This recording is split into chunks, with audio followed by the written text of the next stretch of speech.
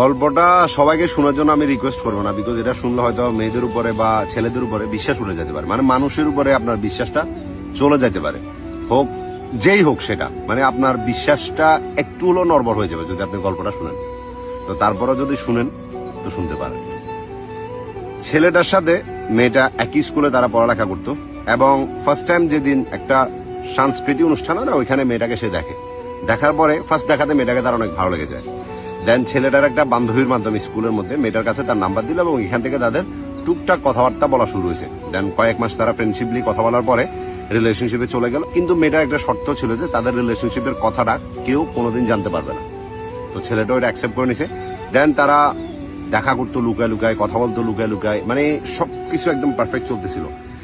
এরপরে যাই school life শেষ হলো, কলেজে তারা একই কলেজে দুজন ভর্তি হলো। মোটামুটি কলেজ ফাঁকি দিয়া একটা বান্ধবীদের গ্যাং বানানিছে, বন্ধুরা সবাই মিলে একসাথে। তো